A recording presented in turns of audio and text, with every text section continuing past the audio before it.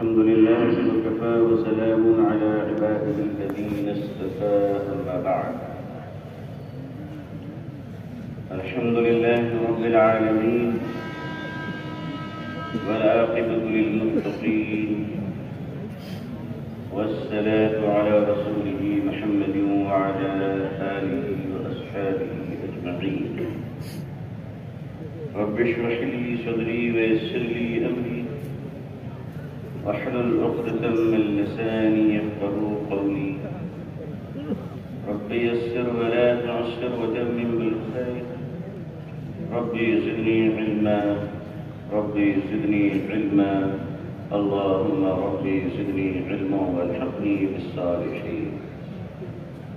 أعوذ بالله من الشيطان الرجيم. بسم الله الرحمن الرحيم.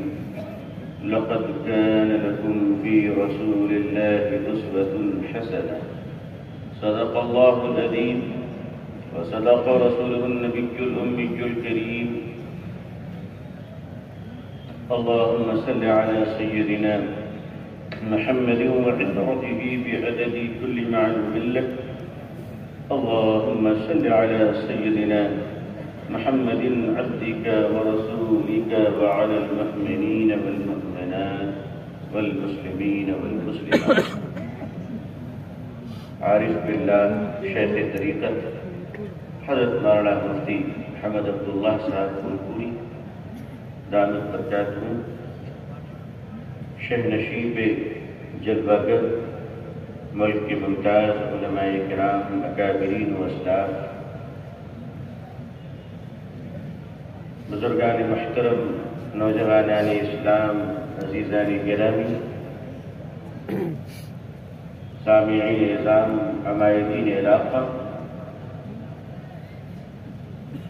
ہلکی ہلکی ٹھنڈک جب محسوس ہوتی ہے تو انسان اپنے جسم پہ کچھ موٹے کپڑوں کی تلاش میں لگ جاتا ہے.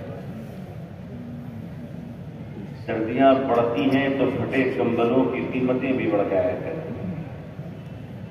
اگر سردی اور تیز ہو تو فقیر کی گدریاں بھی گوہر معلوم ہوتی ہیں. عزیزان ملت، آدمی ضرورت کا متلاشی ہوتا ہے اور غیر ضروری چیزوں کا ناقدرہ ہوتا ہے. ضرورتیں انسان کو نیازمند بنا دیا کرتی ہیں. ضرورتیں کبھی کبھی انسان کو بے شرم بھی بنا دیا کرتی ہیں.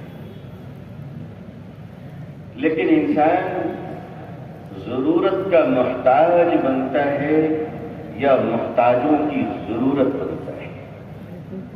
بس ساری فلسفہ زندگی ان دو جملوں کے درمیان معلق ہے کہ انسان ضرورت کا محتاج ہے یا محتاجوں کی ضرورت ہے. جو ضرورت کا محتاج ہو وہ انسان ہے اور جو محتاجوں کی ضرورت ہو وہ مسلمان ہے. مسلمان اپنی زندگی کا کرائٹیریا خود طے کرے کہ وہ محتاجوں کی ضرورت ہے، ضرورت کا محتاج نہیں. فقیر اور بھکاری میں بنیادی فرق یہ ہے، جسے دنیا ٹھکرا دے وہ بھکاری ہے اور جو خود دنیا کو ٹھکرا دے وہ فقیر ہے. آدمی کے اندر طبیعت میں جب بے نیازی آتی ہے اور اللہ کی معرفت نصیب ہو تو قطب وہی ہے، ابدال وہی ہے، مرشد وہی ہے، ولی اللہ وہی ہے. جب انسان ضرورتوں کا غلام بن جاتا ہے، انسان تو رہتا ہے، کبھی کبھی مسلمان بھی رہتا ہے، لیکن مسلمان ہو کر بھی وہ نہ جانے کو شرمندہ رہتا ہے. ہم کہتے ہیں اکثر کہ ایک بات کا خیال رکھنا، اللہ کی معرفت جہاں سے ملتی ہو، اللہ کی محبت جہاں سے ملتی ہو، جہاں سے تم انسان بنائے جاؤ. حضرت تھانوی علیہ رحمہ فرمایا کرتے تھے جسے تقوی و پرہیزگاری، اذکار و ذکر اور مشاغل اور تلاوت اور ولایت کے درجات پر پہنچنے کا شوق ہو، وہ دنیا میں جہاں چاہے چلا جائے مگر جسے سلیقے سے انسان بننے کی فکر ہو وہ تھانہ بھون آ جائے گا۔ اللہ نے انسان کو بنانے کی تربیت رکھی ہے۔ جب تربیت گاہ میں ایک انسان ایمان کے ساتھ تربیت پاتا ہے، جب تربیت گاہ میں ایک انسان حرام و حلال کی تمیز کے ساتھ تربیت پاتا ہے، جب ایک انسان تربیت گاہ میں سچ اور جھوٹ کی گاہٹ اور سچ کی لذتوں کے ساتھ تربیت پاتا ہے تو یقین مانیے پھر اس انسان کی حیثیت یہ ہوتی ہے کہ وہ سونار کی دکان کا کچرا ہوتا ہے، اور سچ یہ ہے کہ سونار کی دکان کا کچرا بھی بادام و اخروٹ سے زیادہ مہنگے ہوتا ہے، کیونکہ پتہ نہیں کہ اس کچرے میں کون سا سونے کا ٹکڑا نکل آئے جو پورے بادام کی دکان نہیں بلکہ باغ کو خریدنے کی قوت رکھتا ہے۔ مگر انسان تو بڑی، اسی لیے قرآن کریم میں اللہ تبارک و تعالی نے اپنے پیارے حبیب حضرت محمد رسول اللہ سارا مجمع کہیے صلی اللہ علیہ وسلم کہ آپ نے تعریف فرمائی، میرے محبوب آپ کے اخلاق کتنے اچھے ہیں، میرے محبوب آپ کی عادات کتنی اچھی ہے، آپ کے اخلاق کتنے اونچے ہیں۔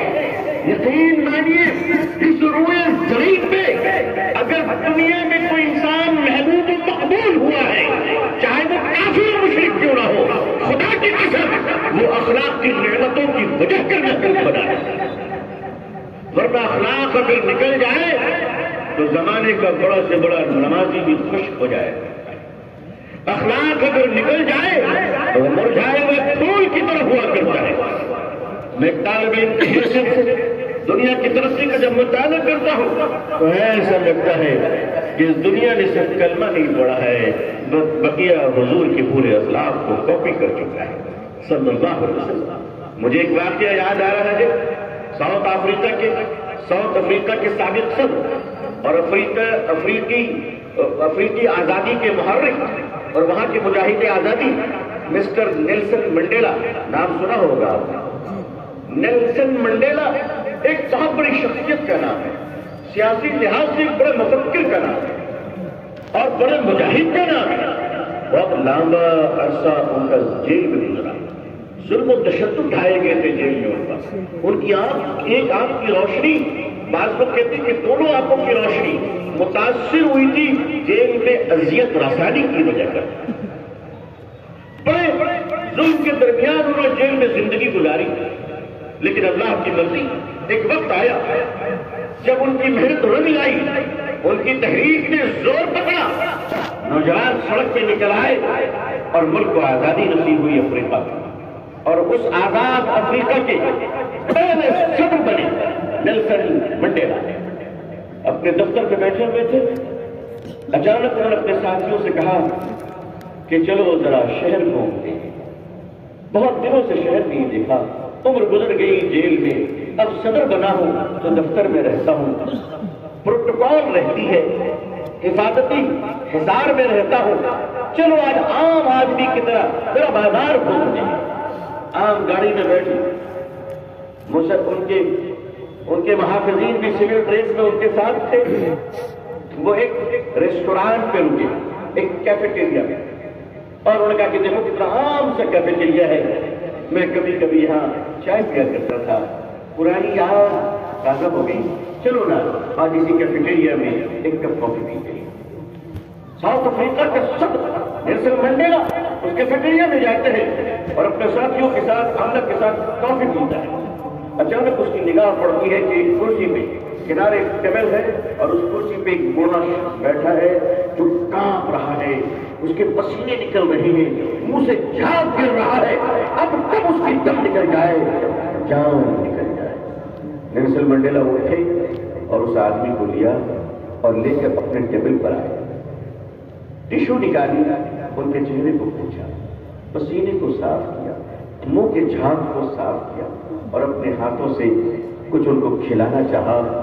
اس نے کوشش تو کی لیکن کھا نہیں سکا، بہت کانپ رہا تھا۔ تھوڑی دیر تک نیلسن منڈیلا نے ان کے ساتھ حسن سلوک کیا، اس کے بعد اپنے محافظ سے کہا، گارڈ سے، کہ جاؤ ان کو دروازے تک چھوڑ دو، یہ گھر چلے جائیں۔ محافظ دروازے تک لے کر جا رہے، وہ شخص چل نہیں پا رہا تھا، وہ پاؤں گھسیٹ رہا تھا۔ محافظ نے کہا حضور یہ آدمی دروازے تک نہیں جا پا رہا ہے، گھر تک کیسے جائے گا؟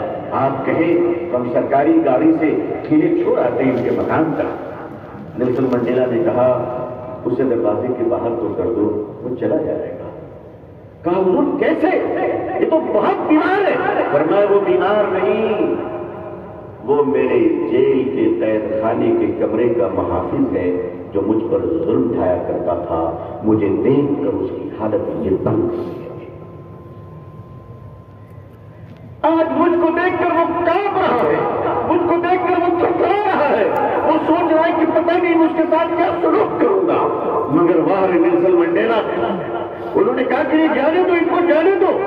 لیکن یاد رکھیے جب نیلسن منڈیلا سے ایک کانفرنس میں پوچھا گیا کہ اپنے محافظ اپنی حفاظت پر لگے ہوئے جیل میں اس ظالم کے ساتھ تم نے یہ حسن سلوک کیا، یہ سبق تم نے کہاں سے پایا؟ اس نے کہا فتح مکہ کے سپاہ سالار صلی اللہ علیہ وسلم۔ ہم نے اس فتح مکہ کے عظیم سپاہ سالار کو دیکھا، اس محمد رسول اللہ صلی اللہ علیہ وسلم کو دیکھا کہ وہ آقا صلی اللہ علیہ وسلم مکے میں کیسے کیسے معجزات ہوئے۔ لوگوں نے دیکھا شق القمر کا معجزہ کہ مدھیہ پردیش سے لوگ چلے جاتے ہیں اور راجہ بھوج کی نگاہ پڑتی ہے، تاریخ کی کتابوں میں ہے کہ راجہ بھوج ہندوستان سے تشریف لے جاتے ہیں شق القمر کا معجزہ دیکھ کر۔ لیکن شق القمر کا معجزہ دیکھا، مکے کے ظالموں کو کلمہ نصیب نہیں ہوا۔ حضور صلی اللہ علیہ وسلم نے جب کنکریوں پہ اشارہ فرمایا تو پتھروں نے کلمہ پڑھا، مگر اہل مکہ نے کلمہ نہیں پڑھا۔ لیکن جب میرے رسول نے صلی اللہ علیہ وسلم فاتح کی حیثیت سے کعبے کے غلاف کو پکڑ کر کہا اے اہل مکہ جاؤ، میں نے تمہیں معاف کر دیا، خدا کی قسم ہر گھر سے کلمے کی آواز آنے لگی، ہر گھر سے کلمے کی آواز آنے لگی۔ اخلاق کسے کہتے ہیں؟ آپ کو اختیار ہو بدلہ لینے کا، پھر آپ نے معاف کر دیا، یہ اخلاق ہے میرے بزرگوں، یہ اخلاق ہے۔ آپ نے قرضداروں کے رحم دلی کا مظاہرہ کیا، وہ کمزور ہے تو معاف کر دیا، یہ اخلاق ہے۔ اخلاق کے درجات طے ہیں۔ عزیزان ملت، اخلاق کا کیا ہے؟ میرے آقا صلی اللہ علیہ وسلم فتح مکہ کے روز حضرت اکرمہ بن ابو جہل جو بعد میں ایمان لائے حضرت اکرمہ رضی اللہ تعالیٰ عنہ، ان کی بیوی نے کہا کہ یا رسول اللہ صلی اللہ علیہ وسلم اکرمہ ڈرے ہوئے ہیں، خوف سے کانپ رہے ہیں، زندگی کی بھیک مانگ رہے ہیں، کلمہ پڑھنے کو بے قرار ہے، ایمان لانے کو بے قرار ہے۔ تو حضور صلی اللہ علیہ وسلم نے فرمایا لے آؤ۔ کہا کہ لو تو آؤں گا، مگر جب یہاں تک پہنچیں گے تب تو لاؤں گا۔ راستے میں جو آپ کے جانباز لوگ کھڑے ہیں وہ اکرمہ کو کہاں چھوڑنے والے ہیں، وہ تو پتہ نہیں راستے میں صاف کر دیں گے۔ فرمایا کہہ دینا میں نے امن دے دیا ہے۔ رات کے اندھیرے میں بیوی کے پیچھے پیچھے حضرت اکرمہ چھپتے چھپاتے اس مقام پر پہنچتے ہیں جہاں اللہ کے رسول رحمت للعالمین صلی اللہ علیہ وسلم تشریف فرما ہے۔ حضرت اکرمہ کے باپ کون ہے؟ ابو جہل۔ کون نہیں جانتا اس کی جہالت کے بارے میں، کون نہیں جانتا اس کے ظلم کے بارے میں۔ لوگوں کو نام بدلنے کا بڑا شوق ہے، کیا اچھا ہوتا اپنی اولاد میں سے کسی کا نام ابو جہل رکھ لیا ہوتا، تاکہ ہم کہتے کہ آپ نے ترقی کر لی ہے اور آپ اونچے مقام پر پہنچ چکے ہیں، ذرا ایک آدھ بچے کا نام ہماری دشمنی میں ابو لہب رکھ کے تو دکھا دو، تاکہ ہم سمجھیں کہ لوگوں نے دشمنی کا حق ادا کر دیا۔ ارے نفرت کا حق ادا کرنا ہے تو اپنی اولاد کا نام ابو جہل رکھ دو، تاکہ کہیں کہ تم نے نفرتوں کا وہ مقام حاصل کر لیا ہے۔ مگر کچھوے جانتے ہیں منہ کب باہر نکالنا ہے اور کب اندر رکھنا ہے۔ नफरतें भी नपी तुली होती हैं, दुश्मनियां भी नपी तुली होती हैं।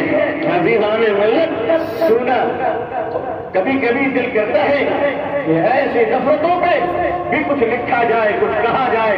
क्या मोहब्बत है, क्या अंदाज है, क्या अंदाज है याराने बातिल का। हज़रत अकरमा पहुंचते हैं मगर दरबार रिसालत आम सल्लल्लाहु अलैहि वसल्लम में सैयदना फारूक आज़म तशरीफ फरमाए। आप जानते हैं ना ये कौन है, ये वो है इनके बारे में अल्लाह के आखिरी और सच्चे रसूल सल्लल्लाहु अलैहि वसल्लम ने फरमाया, उमर जिस गली से तुम गुजरते हो उस गली से शैतान को गुजरने की हिम्मत नहीं होती, हिम्मत नहीं होती। अज़ीज़ान मिल्लत आप यकीन मानिए, बहुत सारे शहरों का अगर उमर नगर रख दिया जाए तो न जाने कैसे कैसे लोग फरार हो जाएंगे। क्योंकि जाहिर सी बात है, मैं किसी एक शहर का नाम नहीं ले रहा हूं, मगर अगर उमर नगर भी रख दिया जाए तो उस हदीस की बरकत से कम से कम मुनाफिकीन तो वहां से हट जाएंगे। ईमान वालों की जब घटा तो होगी। हज़रत उमर अंदर बैठे हैं, हज़रत अकरमा डर से, हज़रत उमर के खौफ से अंदर नहीं जा रहे हैं। अल्लाह के नबी सल्लल्लाहु अलैहि वसल्लम ने हज़रत उमर के तेवर को देखा कि उन्होंने अकरमा की आवाज सुन ली और उमर अपनी तलवार संभालते हैं। अल्लाह के नबी सल्लल्लाहु अलैहि वसल्लम ने हज़रत उमर से फरमाया, उमर बैठो, कहाँ जा रहे हो? फिर जब उठने की कोशिश की तीसरी मर्तबा आपने फरमाया, उमर वो दिन भूल गए जब दार अरकम में तुम इसी तलवार को लेकर मेरी गर्दन को उड़ाने आए थे। मोहम्मद रसूलुल्लाह ने सल्लल्लाहु अलैहि वसल्लम ने तुम्हें माफ कर दिया। ऐ उमर अपनी माफी को याद रखो और खड़े हो जाओ और अपने भाई अकरमा को गले से लगा दो, जाओ माफ करो। अखलाक इसे कहते मेरे मोहतरम, मेरे भाइयों, मेरे बुजुर्गों। लेकिन हम अदना दर्जे के अखलाक पर भी, अदना दर्जे के अखलाक के मेयार पे भी फेल हो जा रहे हैं। नई बाइक पे बैठते ही ऐसे अखलाक को बोलते हैं जैसे पता चलता है कि सात पुश्तों में अखलाक का नामो निशान नहीं था। आप तो शरीफ लोग हैं माशाअल्लाह। अपनी औलादों को जब बाइक दिया कीजिए, चूंकि माशाअल्लाह आपके पास रिंगित भी है, आपके पास रियाल भी है, सुना के यहाँ दिनार भी बढ़ जाते हैं। अल्हम्दुलिल्लाह, शुक्र है अल्लाह का। बड़े बड़े बड़ी करामतें देखने को आपके पास सब कुछ है। जाहिर है क्योंकि फॉरेन में लोग कमाते हैं, बेहतरीन करेंसी तो हर एक जेब में रहती है। ये मैंने एहतियातन कह दिया आज, ताकि जो लोग सुनते हैं वही ना समझे कि मैं किसी के घर की भेदी बता रहा हूं। आपके अलावा भी कुछ बुजुर्ग लोग सुनते हैं मेरी तकरीरें, बहुत ध्यान से सुनते हैं माशाअल्लाह। हो सकता है इसी समाज की बरकत से अल्लाह ताला किसी के मकाम को बुलंद फरमा दे। निगाहें मर्द मोमिन से बदल जाती है तकदीरें, और जो ज़ौक़ यकीन पैदा तो कट जाती है जिंदगी। लोग अलग अलग करेंसियों में अब अपने औलाद को जब बाइक दिलाइए तो यकीनन लाइसेंस तो जरूर दिलवाइए, क्योंकि ये मुल्क का कानून है। बगैर लाइसेंस के चलाना गैर कानूनी है। जिस उम्र में लाइसेंस मिलती उसी उम्र में गाड़ी दिलाए, ये इस्लाम भी है। इस्लाम कहता है कि जिस मुल्क में रहो उस मुल्क के कानून का सम्मान करो, उस मुल्क के कानून का एहतराम करो। अपनी औलाद को लाइसेंस दिलवाइए, लेकिन औलाद को अखलाक की तरबियत भी दिलवाइए। मैंने एक वीडियो देखी अफगानिस्तान वालों की, बगल में अभी जो नई हुकूमत है माशाअल्लाह, उन्होंने गाड़ी वालों को रोका, चेकिंग कर रही। अब वो चेकिंग करने वाले भी लग रहे थे शेखुल हदीस, मगर उनके कांधे पे एक ऐसा नमूना लटका रहता है कि उसको देखकर अमेरिका से कुल अल्लाह बहुत आए। गलत तो नहीं कर, अमेरिका को मालूम है कि मेरे बाप दादा है। जितने हेलीकॉप्टर छोड़ कर गए थे सबको उड़ा रहे हैं, सबको उड़ा रहे हैं। नहीं कैसे उड़ा रहे हैं? किसी ने कहा बाहर बैठो, बैठाओगे उड़ाओगे तो उतारोगे कैसे? बोले उतारने की जिम्मेदारी हमारी नहीं है, हम तो दोनों पक्के चल रहे। बोले उतर गए तो गाजी, चले गए तो शहीद। इतना जिगर किसी के अंदर, तभी तो। अब वो बेचारे शेखुल हदीस साहब आरटीओ ऑफिसर थे, उन्होंने गाड़ी को रोका, ड्राइवर ने जल्दी से कागज निकाला, बोला कागज नहीं, सफर की दुआ सुना। उसने कहा कि हमने तो पेपर पे काम किया, सफर की दुआ पे काम नहीं किया। कहा गाड़ी रोको और बगल में जाओ, वहां मदरसा चल रहा है। کہا اس مدرسے میں جا کے سفر کی دعا یاد کر جاؤ، جب تک یاد نہیں کرو گے گاڑی آگے نہیں بڑھے گی۔ اب وہ سارے ڈرائیور جلدی جلدی مولانا صاحب کو پکڑ رہے، بھائی سفر کی دعا یاد کرا دو۔ اب ظاہر سی بات ہے کہ پیدائش سے لے کر موت تک 3-4 مرتبہ تو مولانا کو کی ضرورت مجبوراً پڑ جایا کرتی ہے۔ محبت تو نہیں ہے لیکن مجبوراً بھی پڑ جاتا ہے کہ حضرت کچھ راستہ نکال دیں۔ ایک سفیر صاحب تھے، ان سے کہا گیا کہ اس محلے میں سب چندہ دیں گے سوائے اس وکیل صاحب کے۔ انہوں نے کہا کہ میں بھی بہت تربیت یافتہ سفیر ہوں، اگر اسی سے چندہ نہ نکلوائے تو بیکار ہی کام کروں۔ گھر میں تشریف لے گئے، وکیل صاحب کو سلام کیا کہ آپ خود چلے آتے جب تک؟ بولے دیکھیں ہم اپنی ضرورت سے نہیں آئے۔ تو پھر ہم آپ کی ضرورت سے آئے۔ کہا بیٹھی کیا ہے؟ کہا کہ آپ کے جو ستور صاحب انتقال کر گئے ہیں، رات ان کو خواب میں دیکھا تھا، ان کی بیگم پیچھے سن رہی تو ورٹ ہو گئی کہ ان کے والد کا معاملہ تھا۔ کہا کہ رات ان کو دیکھا وہ پیچھے راستے میں اٹکے ہوئے ہیں، اب آپ کی مرضی اگر آپ کچھ کریں تو میں گارنٹی لے سکتا ہوں۔ تو وکیل صاحب نے کہا کیا گارنٹی ہے؟ کہا کہ اگر آپ کو خبر مل جائے کہ وہ پاس نہیں ہوئے تو پیسے واپس کر دوں گا، اور اگر کوئی اطلاع نہ ملی تو سمجھ جائے جنت الفردوس میں ٹہل رہے ہوں گے۔ وکیل صاحب نے کہا میں یہ سب نہیں مانتا، اندر سے کھانسی کی آواز آئی۔ کہا 2 منٹ بیٹھیے، میں نہیں مان رہا ہوں، ابھی مان رہا ہوں۔ آپ نے وہاں ہاتھ ڈالا ہے جہاں فرشتے بھی ہمت نہیں کرتے، فرشتے بھی ہمت نہیں کرتے۔ کام بن گیا۔ اپنی اولاد کو بائک دلوائی، اخلاق کہتے کسے؟ اخلاق کی ابتدا کہاں سے ہو؟ میں نے آپ سے کہا ضرورتوں کے محتاج ہمیں نہیں بننا ہے، محتاجوں کی ضرورت بننا ہے کہ یہ انشاءاللہ مسلمان اگر ممتاز بننا چاہتا ہے، مسلمان اگر محبوب نظر بننا چاہتا ہے، مسلمان اگر محبوب قلب و جگر بننا چاہتا ہے تو ضرورت کا محتاج نہ بنے، محتاجوں کی ضرورت بن جائے انشاءاللہ۔ یہ اخلاق ہماری ہوگی کہ جب ہم نے اپنے بچوں کو، آپ نے بائک دلوائی، جاؤ بچے بائک لے لو، تو بائک دلوانے سے پہلے اسے اسلامی طور پر سفر کی دعا یاد کر لیں۔ مگر یاد رکھیے سفر کی دعا ایکسیڈنٹ سے بچنے کی انشورنس نہیں ہے، یہ بتا دے رہا ہوں۔ سفر کی دعا ایکسیڈنٹ سے بچنے کی انشورنس نہیں ہے، بلکہ سلیقے سے چلو تو اللہ کی رحمت ہوگی اور ثواب ملتا رہے گا۔ اب سلیقے سکھائیے کہ بیٹا جب گاڑی راستے پر چلانا تو ہیلمٹ پہننا، سگنل پر رکنا، راستے میں چلتے ہوئے دوسرے مسافروں کی عزت کرنا، بلا وجہ ہارن بجا کر کسی کو ڈرانا نہیں، تیز آواز میں گاڑی کراس کر کر عورتوں کو بچوں کو ڈرانا نہیں، کسی کی دل سے آہ نکل گئی تو پتہ نہیں جنازہ نکل جائے گا۔ قانون کا احترام کرو، اور خلاصہ کلام یہ ہے کہ بیٹا جب سڑک پر چلنا تو اس طرح چلنا کہ دنیا دیکھ کر یہ کہنے پر مجبور ہو جائے کہ اللہ اولاد اتنی اچھی ہے تو باپ کتنا اچھا ہوگا، یہ کتنے سنسکاری بچہ ہوگا، اس کے ماں باپ کتنے اچھے ہوں گے۔ یہ اخلاق ہے کہ لوگ دیکھ کر کہیں کہ مسلمان جا رہا ہے تو قانون کا سمان کرنے والا جا رہا ہے، قانون کو ماننے والا جا رہا ہے۔ یہ اخلاق ہے، اخلاق یہ نہیں کہ باپ مالدار ہے نئی بائک خریدی، اب کسی آدمی کو خاطر میں نہ لائے، سگنل توڑتے ہوئے چلے جائیں کہ چچا پردھان ہے، باپ ایم ایل اے ہے، نانا اور سسر پتہ نہیں کیا چیز ہے، مگر آپ اپنی قوم کو دین کو بدنام کرتے چلے جا رہے ہو جس کی اجازت آپ کو نہیں دی جاتی۔ یہ اخلاق ہے۔ اخلاق کیا ہے میرے بزرگوں؟ میرے آقا صلی اللہ علیہ وسلم نے پڑوسیوں کے تعلق سے ہمیں حکم دیا ہے، مشورہ نہیں ہے، حکم دیا۔ اور عالم یہ ہے کہ نبی کریم صلی اللہ علیہ وسلم کے چاہنے والے جن اسلاف کے ہم دیوانے ہیں ان بزرگوں کا معاملہ تو یہ ہے کہ ایک بزرگ کے گھر میں بچہ رو رہا ہے، امی جان مجھے آم کھانا ہے، آم کا سیزن ہے، کسی نے ہدیے میں حضرت کو، حضرت صاحب کو آم تحفے میں پیش کیا، حضرت اس آم کو لے کر گھر آتے ہیں، کاٹ کر بچے کو کھلاتے ہیں، گٹھلی کو باہر پھینکنے جاتے ہیں، پڑوس کے بچے کی رونے کی آواز آتی ہے، امی جان مجھے آم کھانا تھا، یہ سنتے ہی کانپ جاتے ہیں اور فرماتے اللہ اگر یہ گٹھلی پڑوس نے دیکھ لیا اور اس کے بچے کا دل ٹوٹ گیا تو میں اللہ کیا جواب دوں گا.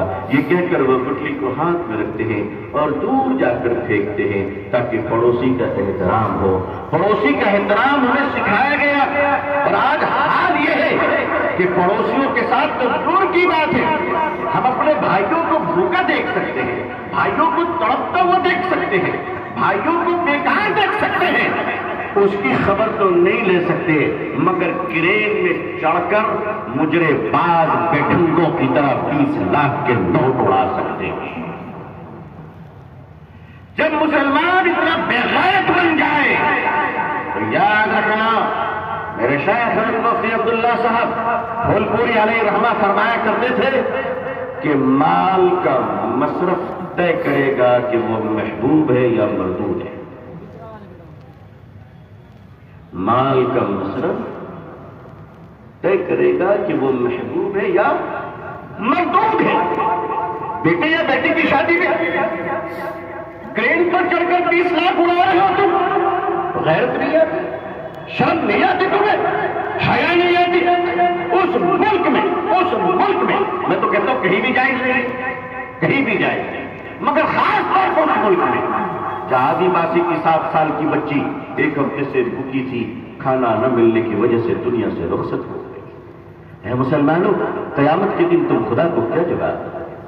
اس ملک میں تم نے یہ بدتمیزی کی جس ملک میں ایک شوہر پیسے نہ ہونے کی وجہ سے اپنے بیوی کی لاش کو کاندھے پہ اٹھا کر کئی کلومیٹر تک پیدل چلتا ہے. اللہ کیا جواب دے؟ اگر ایسے مسلمانوں کی ایجنسی انکوائری کرتی ہے تو ہمیں کوئی ہمدردی نہیں ہوتی, ہمیں کوئی ہمدردی, کیونکہ وہ قوم کو بدنام کر رہے ہیں, ملت کو بدنام کر رہے ہیں, ملک کی غریبی کا مذاق اڑا رہے ہیں, شریعت اسلام کا مذاق اڑا رہے ہیں. یہ اخلاق ہے آپ کا کہ آپ کے پاس دولت ہے تو آپ اپنے دولت کے مالک ہیں, جو جی میں آئے وہ آپ کہیں گے. تو یاد رکھیے جوانی, دولت, یہ ساری چیزیں ایک دن ختم ہونے والی ہے اور ہم روزانہ دیکھتے رہتے ہیں 1000 کروڑ رکھنے والوں کا بھی جنازہ اٹھتے ہم نے اس ملک میں دیکھا ہے. کس بات پہ ہمیں فخر ہے کہ ہمارے بلند والا عمارتوں کے محل سائے نے ہمیں پاگل بنا رکھا ہے, ہمیں دیوانہ بنا رکھا ہے, ہمیں دوسروں کی ضرورت نہیں بننے دیا اور ہم نے یہ سمجھا کہ ہمارا مال ہے, ہم بیٹی کی شادی میں جس طرح چاہے اڑا دے, جس طرح چاہے تباہ کر دے. جو مسلمانوں تم دیکھتے نہیں ہو کلکتے سے لے کر بمبئی تک, دلی سے لے کر چنئی تک, بڑے بڑے شہروں میں حیدرآباد, بنگلور, فلائی اوور کے نیچے جھگی جھوپڑیوں کے جوان لڑکیاں بھیک مانگتی ہوئی نظر آتی ہیں, جس میں سے مجھے معاف کیجیے گا 50% یا اس سے زیادہ مسلم بچی ہے. میں کہتا ہوں مسلم بچی ہو یا ہندو بچی ہو, میں فرق نہیں کرنا چاہتا, میں بالکل فرق نہیں کرنا چاہتا اور فرق کرنا بھی نہیں چاہیے اور ہم فرق کرتے بھی نہیں ہیں اور کریں گے بھی نہیں کہیں انشاءاللہ. 2-3 دنوں پہلے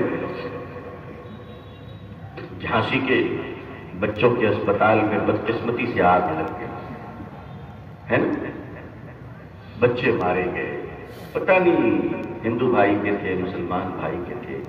میں تو کہتا ہوں سارے بچے ہم لوگوں کے تھے, معصوم بچے. میں اس جلسے سے اس پر اپنے غم کا اظہار کرتا ہوں, افسوس کا اظہار کرتا ہوں. بچے جھلس رہے تھے, مر رہے تھے, چیخ رہے تھے. اسی اسپتال میں ایک شخص اور تھا جس کی 2 جڑواں بچیاں زیر علاج. وہ اپنی بچیوں کا پرواہ نہیں کرتا ہے, وہ شیشہ توڑ کر, دریچے توڑ کر اندر جاتا ہے. وہ انسان تھا, انسان کے بچوں کو بچا رہا تھا. وہ کوئی اور نہیں, وہ ہمارا بھائی یعقوب منصوری تھا. مدھیہ پردیش میں ایک گاڑی کھائی میں گر گئی, ایک شخص نے دروازہ توڑ کر جان پر کھیل کر 7 لوگوں کو بچایا. وہ بارش تھا, بارش تھا. ہم ان چیزوں کا خیال نہیں رکھتے. وہ کوئی اور ہے جو 1 پلیٹ کھانا دینے سے پہلے بھی نام پوچھا کرتے ہیں. ہم تو سب کچھ دینے کو تیار ہیں، ہم یہ بھی نہیں پوچھیں گے تم کون ہو، کیونکہ ہم جانتے ہیں شکل سے تم میرے بھائی ہو۔ بھلا بھائی کو کوئی نام پوچھتا ہے؟ بھائی سے بھائی کا ذات پوچھتا ہے؟ بھائی سے بھائی کی زبان پوچھتا ہے؟ کیا انسان کے لیے انسان ہونا کافی نہیں ہے؟ انسان ہونے کے انسان کے لیے انسان کافی نہیں ہے؟ تم انسان ہو، میرے لیے یہی کافی ہے۔ ہمارے پلیٹ میں، ہمارے کھانے میں تمہارا حق ہے، کسی نام کے بغیر اتنا کافی ہے کہ تم انسان ہو، میرے بھائی ہو۔ یہ 10 مجھے اسلام نے دیا، یہ 10 ہمیں رسول اللہ صلی اللہ علیہ وسلم نے دیا۔ بتاؤ کہ دیا کہ نہیں دیا؟ 16 سال کی عمر تھی میرے آقا صلی اللہ علیہ وسلم کی، آپ نے مکے میں دیکھا کہ بڑا اتیاچار ہو رہا ہے، لوگوں کے مال لوٹ لیے جا رہے ہیں، مسافروں کو لوٹ لیا جا رہا ہے، لوگوں کو مارا جا رہا ہے۔ 16 سال کی عمر میں مکے کے لوگوں کو جمع کیا اور حلف الفضول اقدام کی کمیٹی بنائی اور فرمایا کہ آؤ، آج کے بعد اگر کوئی بھوکا رہے تو محمد کو آواز دینا صلی اللہ علیہ وسلم۔ ہم یہ نہیں پوچھیں گے تم یمن کے ہو، ہم یہ بھی نہیں پوچھیں گے تم ملک شام کے ہو، ہم یہ بھی نہیں پوچھیں گے کہ تم مدراس کے ہو، ہم یہ بھی نہیں پوچھیں گے کہ تم بمبئی کے ہو، انسان ہو، بھوک لگی ہے، آواز دینا، 16 سال کی عمر ہے، کھانا میں تمہیں کھلاؤں گا۔ فرمایا تمہارا سامان کوئی لے لیتا ہے اے تاجروں، اور دبنگ تمہیں پیسے نہیں دیتے، ہم سے آ کے کہنا میں تمہیں تمہارا حق دلاؤں گا۔ مسلمانوں یہی درس تو ملا جناب محمد رسول اللہ صلی اللہ علیہ وسلم سے اس امت کو، مگر جب امت کا حال یہ ہے کہ وہ اپنے بھائی کو تڑپتا دیکھ کر اپنی شان کو بڑی کرتا ہے، تو پھر اللہ تعالیٰ کسی ڈنڈا منتری کو بھیجے گا جو اس کی شان کو نیچے کر دے، پھر اللہ تعالیٰ ذلیل و رسوا کروا دیا کرتا ہے۔ لوگوں کون سی زندگی گزار رہے ہو؟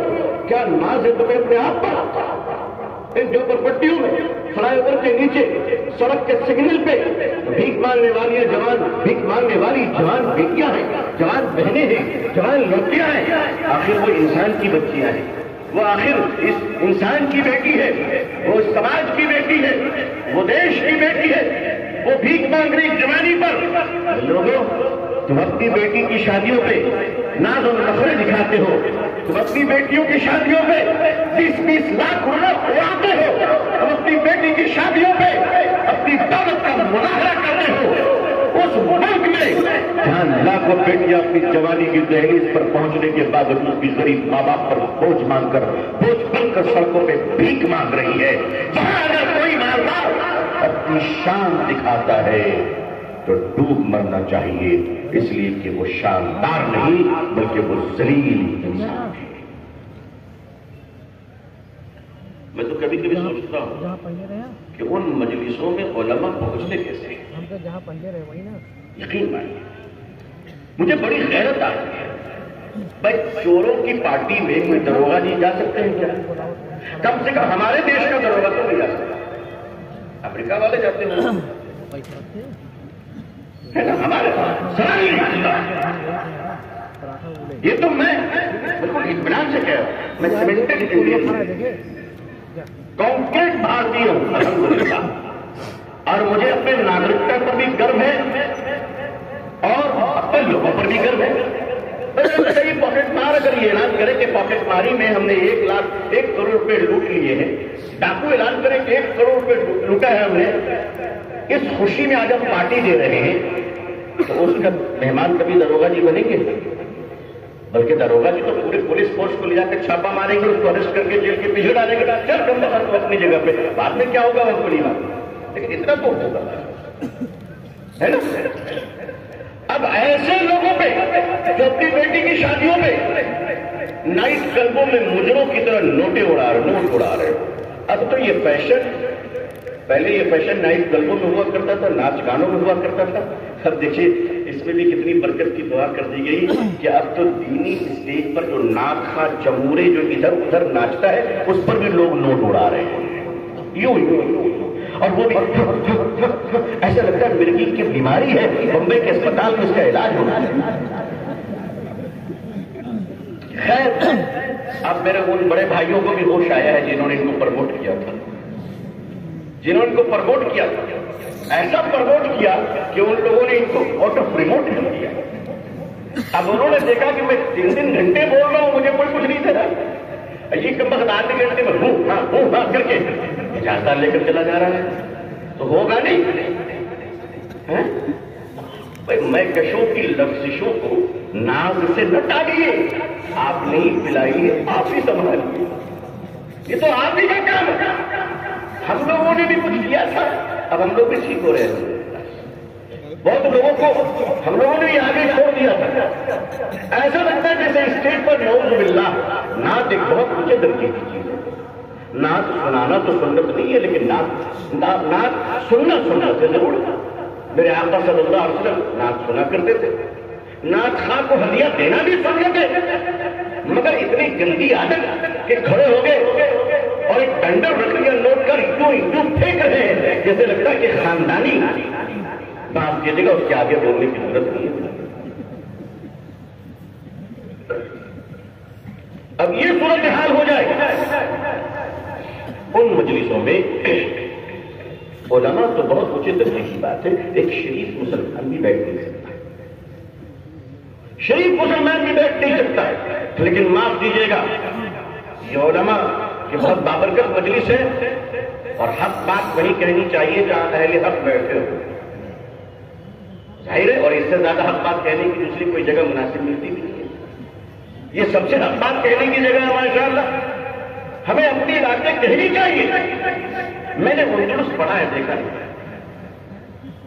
ہم نے غرناطہ پڑھا ہے، دیکھا نہیں، لیکن پڑھا ہے جب مسلمان بہت بے لگام ہو گئے تھے، ہم نے پڑھا ہے کہ مسلمانوں نے دین کا مذاق اڑانا شروع کر دیا تھا خود ہی، جیسے آج کل ہو رہا ہے، مردوں کے بیچ میں بڑی اسٹیج پر آ کر ایک جوان لڑکی بخاری شریف پڑھتی ہے، آپ بتائیے حلال ڈانس ہو رہے ہیں، یہ ہم کہاں پہنچ رہے ہیں؟ اور اتنا ہی نہیں، اگر ایک شاعرہ اسی اتر پردیش کے ایک علاقے میں جہاں بڑے بڑے ادارے ہیں ماشاءاللہ، بڑے بڑے طبقات رہتے ہیں، 10,000 طلبہ ہے وہاں، بیچاری ایک شاعرہ غلطی سے وہاں پہنچ گئی، بھلا ہرن کو بھی جنگل میں جانا چاہیے،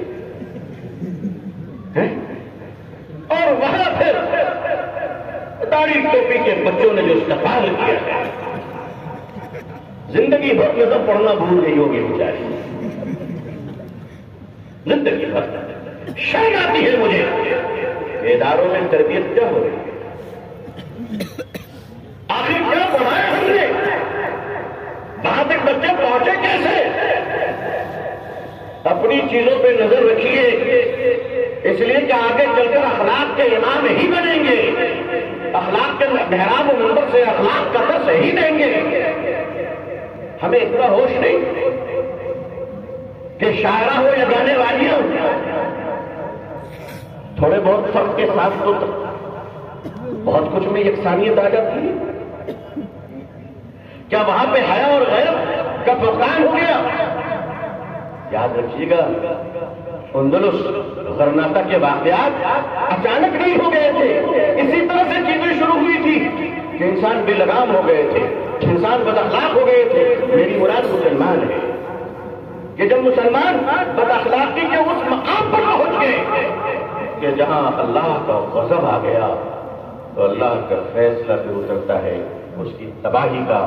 اور ابو عبید اللہ آخری حکمراں اپنی ماں کے ساتھ جب اپنے ملک سے نکالا جاتا ہے تو ایک پہاڑی پر بیٹھ کر روتا ہے، اس کی بوڑھی ماں پیچھے سے اسے ایک ڈنڈا مارتی ہے اور کہتی ہے، خاموش نالائق، جو کام تم مردوں کی طرح نہ کر سکا اس کے لٹ جانے پر تجھے عورت کی طرح رونے کی اجازت نہیں دی جا سکتی۔ میری قوم کے غیور لوگوں، اللہ نے آپ کو خوشحالی دی ہے، اللہ اور برکت عطا فرمائے، اللہ خوب مال و دولت بابرکت عطا فرمائے، لیکن آپ کو یہ کرنا پڑے گا کہ آپ اس ملک میں ضرورت کے محتاج بن رہے ہیں، یا محتاجوں کی ضرورت بننا چاہتے ہیں. اگر اس ملک میں عزت چاہیے، اور میں آپ کو صاف کہہ دے رہا ہوں، اگر پوری اسمبلی مسلمانوں سے بھر جائے اور پورا پارلیمنٹ مسلمانوں سے بھر جائے، خدا کی قسم عزت تمہیں اس کے بعد بھی نہیں مل سکتی، کیونکہ عزت اللہ نے ایمان میں رکھا ہے، اور ایمان کی تربیت تو محمد رسول اللہ کے قدموں میں ہے صلی اللہ علیہ وسلم. آپ کیا سمجھتے ہیں؟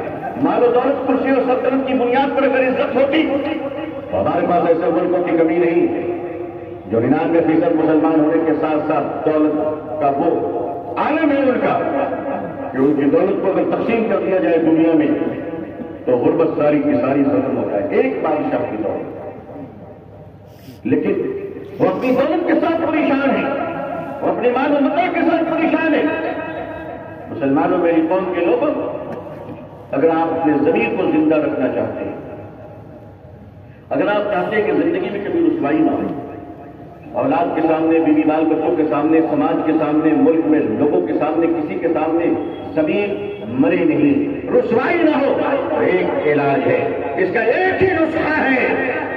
اگر خوددار رہنا چاہتے ہو اور ضمیر زندہ رکھنا چاہتے ہو تو اپنی ضرورتوں کو قابو میں رکھو، اپنی ضرورتوں کو بے لگام ہونے مت دو. جن کی ضرورتیں دائرے میں ہوتی ہیں ان کا ضمیر زندہ ہوتا ہے، اور جس کی ضرورتیں اس کی حیثیت سے زیادہ ہوتی ہیں وہ بے ضمیر ہوتا ہے، اور کبھی کبھی تو وہ حرام کمانے والا بن جایا کرتا ہے. چاہے وہ کوئی بھی شخصیت ہو، باپ ہے، بیٹوں کی ضرورتیں بے لگام ہے، گھر کا ذمہ دار ہے، گھر کے لوگ بے قابو ہیں، تو یقین مانیے پھر بے برکتی آ جائے گی. اس لیے آپ کو یہ دھیان رکھنا ہے کہ آپ کی دولت اور آپ کی خوشحالی کا سب سے زیادہ مستحق آپ کے اپنے گھر والے ہیں، آپ کے اپنے سگے بھائی ہیں. جتنی بھی اختلافات ہو، جتنی بھی دشمنی ہو، اور یہ دور تو اختلاف کے ہی ہے. اگر حضرت جبریل علیہ السلام بھی آ جائے تو آدھے گھنٹے میں 100 لوگوں کا اختلاف ہو جائے گا. آدھے گھنٹے کا وہ ٹھیک ہے، مگر ہمیں آپ سے اختلاف ہے. ہم چیمپئن بن چکے ہیں اختلاف سے، ہم اتنے اختلاف کے چیمپئن بن چکے ہیں کہ کوئی ایک آدمی بھی ہمیں صحیح نظر نہیں آتا. اختلاف کے باوجود کسی کی مدد کرنا یہ اخلاق کا اعلیٰ درجہ ہے. یہ اعلیٰ درجہ ہے. چمچوں کی تو سبھی مدد کیا کرتے ہیں. دنیا میں اگر کسی بیماری سے پرہیز کرنی ہو تو چمچوں سے پرہیز کیجیے گا انشاءاللہ. یہ جو چمچے ہیں نا، یہ بڑی کام کی چیزیں ہیں. ایک چمچہ دیگ میں ڈال کے دیکھیے 10 منٹ میں دیگ کھا لیجیے. ایسے ہی نہیں، ارے 100 دیگ کھانا اسی علماء کرام سے کس کے کھا لیتے ہیں؟ چمچوں. آدمی کی تباہی میں اس کے چمچے کا جتنا حال، جتنا دخل ہے اتنا تو شیطان کا بھی. شیطان تو دروازے سے چلا جاتا ہے کہ آلریڈی ہمارے کئی 4 چمچے لگے ہوئے ہیں. چمچوں سے بچیں گے انشاءاللہ، ورنہ چمچے کہیں کے لیے رکھیں گے. کہیں کے لیے محبت کرنے والے ہونے ہیں. اس میں کوئی اللہ والوں کو محبت کرنے والے ملتے ہیں، مگر اس میں بھی ایک فرق ہے. دیکھیے سب سے وفادار جانور کون ہے بھائی؟ جی آپ کیا بول رہے ہیں؟ سب سے وفادار لوگ کیسے کتے ہوتے ہیں؟ اچھا بات بھی صحیح ہے. تو کتے کا وفادار ہونا ٹھیک ہے، اچھی بات ہے، اس کی صفت ہے. کتا وفادار ہو یہ اچھی بات ہے. وفادار کو کبھی کتا بننے نہ دیجیے گا، ورنہ کہاں چلے جائیں گے پتہ بھی نہیں چلے گا. کتے کی وفاداری کا چھوٹی ہے، لیکن وفادار کا کتا بن جانا یہ تو بہت خطرناک ہے. ہم لوگ کسی کی وفاداری میں جب آتے ہیں، افطار پارٹیوں میں نے دیکھا مسلمانوں کے رنگ سبحان کیسے کیسے ماڈل کے نمونے نظر آتے ہیں مجھے افطار پارٹیوں میں. اب تو خیر میں نے بھی جانا بند کر دیا اللہ کے شکر 15 سالوں سے. پہلے گئے ہوں میں بڑے بڑے مکھ منتری جی کے افطار میں، خدا کی پناہ وہ مسلمان جو اپنی باپ کی جنازے میں ٹوپی پہننے پر دلیل پوچھتا تھا، وہ افطار پارٹی میں 3 ٹوپیاں لگا کے 20 ٹوپی جیب میں رکھ کے آیا، پتہ نہیں کس کو پہنانا ہے، کس کو کب پہنانی پڑے۔ اسی کو کہتے ہیں وفادار کا کتا بن جانا۔ دین سے آگے مغرب کی نماز کی پرواہ نہیں، نیتا جی کے پیچھے پیچھے پیچھے پیچھے دوڑ رہے ہیں۔ حساب نماز تو پھر پڑھ لیں گے، نیتا جی پھر کہاں گے؟ لوگوں، اللہ کے لیے جینا سیکھو، اللہ کے لیے مرنا سیکھو۔ اگر تم اللہ کے لیے بن جاؤ گے، اللہ اپنی نعمتوں کو تمہارے دروازوں پہ دے گا۔ انسان سیاست کرنا کوئی گناہ نہیں ہے۔ ہمارے حضرت رحمۃ اللہ علیہ فرمایا کرتے تھے کہ ولایت کا بڑا سستا نسخہ ہے۔ اللہ کا ولی بننا چاہتے ہیں انشاءاللہ، یہ مجمع بننا چاہتے ہیں؟ کون کون اللہ کا ولی بننا چاہتا؟ ذرا ہاتھ اٹھائیے تو ماشاءاللہ۔ فرشتے نوٹ کر لیں، جن کے ہاتھ گرے ان کو چھوڑ دیں۔ سب نوٹ کر لیا ماشاءاللہ؟ جو اللہ کا ولی بننا چاہتے ہیں وہی ہاتھ اٹھائے جلدی، فرشتے نوٹ کر رہے ہیں اس وقت۔ اللہ تعالیٰ آپ سب کو اپنی ولایت نصیب فرمائے، اپنی محبوبیت نصیب فرمائے، اور اس مجمع میں اللہ نے جن کے لیے ولایت کے فیصلے کیے ہیں ان کی برکت اور ان کے صدقے اللہ مجھ جیسے گنہگار کو بھی اپنا محبوب بندہ بنا لے، آمین یا رب العالمین۔ اور یہاں تو اولیاء اور اللہ کے اولیاء اور دوستوں کا ہی مجمع ہے۔ میرے شیخ حضرت مفتی عبداللہ صاحب پھوٹپوری رحمۃ اللہ علیہ فرمایا کرتے تھے کہ ولایت سب سے آسان کام ہے۔ اللہ کا ولی بننے کے لیے دنیا چھوڑنے کی ضرورت نہیں ہے، بیوی بچوں کو چھوڑنے کی ضرورت نہیں ہے، سیاست چھوڑنے کی ضرورت نہیں ہے، وزارت چھوڑنے کی ضرورت نہیں ہے، وکالت بھی چھوڑنے کی ضرورت نہیں ہے، ڈاکٹری کا پیشہ بھی چھوڑنے کی ضرورت نہیں ہے، سارا کام کرتے رہو۔ اللہ کا ولی بننا ہے تو صرف گناہ چھوڑنے کی ضرورت ہے۔ کیا چھوڑنے کی ضرورت ہے؟ دنیا چھوڑنے کی ضرورت نہیں ہے۔ اب ڈاکٹر صاحب کو اللہ کا ولی بننا ہے، چلیے انشاءاللہ ڈاکٹری چھوڑنے کی ضرورت نہیں ہے۔ وہ لیبورٹری میں جو ٹیسٹ کرواتے ہیں نا، بس اس کا کمیشن چھوڑنے کی ضرورت ہے۔ ابھی فقہ اکیڈمی کے سیمینار میں مفتی شاکر صاحب دیکھیں مقالہ کس طرح ہے، ایک مسلمان ڈاکٹر مریض کے تڑپتے ہوئے پیسے کھائے گا، میرا ضمیر اسے کبھی قبول نہیں کر سکتا۔ یا تو وہ مسلمان ہوگا یا حرام خور ہوگا۔ ایک مسلمان ڈاکٹر کبھی ایسا نہیں کر سکتا کہ مریضوں کے کمیشن کھا کر، دواؤں پہ کمیشن کھا کر، ٹیسٹ پہ کمیشن کھا کر وہ گھر پہ اپنا فریج لگائے اور اپنی آخرت کو تباہ کر دے۔ ایک مسلمان ڈاکٹر تو ایسا نہیں کر سکتا۔ ایمان والے اپنی فیس ضرور لیں گے، جو ان کی کمائی ہے وہ لیں گے، دوا بیچیں گے، دواؤں کی قیمت لیں گے، اللہ ان کے مال میں برکت عطا فرمائے گا، اور سارے کمیشن خوروں سے یہ زیادہ خوشحال ہوگا، اور اللہ اس کے ہاتھ میں شفا عطا فرمائے گا۔ اللہ شفا دے گا۔ اگر اپنے آپ کو اس کے لیے تیار تو کرے، جو بھی خود کو تیار کرتے ہیں۔ ایک مسلمان مالک، ایک مسلمان انجینئر، ایک مسلمان افسر یہ رشوت خور نہیں ہو سکتا۔ اس ملک کے لیے آپ امن کے چراغ تو بن جائیے انشاءاللہ، آپ دوسروں کو دینے والے تو بن جائیے انشاءاللہ۔ اسی کے ساتھ ساتھ ایک بات اور خیال رکھیے گا، آج ہمارے معاشرے میں بہت بڑی برائی آ چکی ہے، ہم سب بہت کم توجہ دیتے ہیں، اس پر بہت کم توجہ دیتے ہیں۔ بیٹیوں کا حق وراثت میں دینے کا مزاج کم ہوتا جا رہا ہے، کم ہوتا جا رہا ہے۔ اب بیٹیوں کو وراثت نہیں دے رہے، یہ بہت بڑا گناہ ہے۔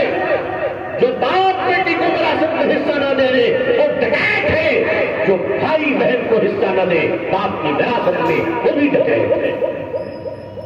جی حضرت مفتی سعید صاحب پالنپوری رحمۃ اللہ علیہ، صادق شیخ الحدیث دارالعلوم نے ایک عجیب نقطے پہ توجہ دلائی، حیران رہ گیا میں کہ اللہ اکبر۔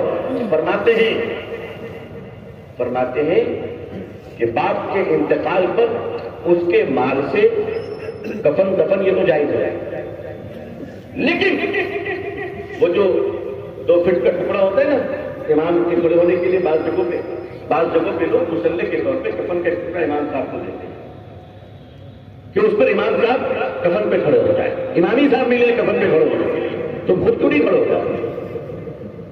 فرمایا کہ جو کفن کا ٹکڑا امام کے لیے کھڑا کرتے ہیں وہ حرام ہے، کیونکہ وہ وارثوں کا حق ہے اور یہ زیادہ ہے.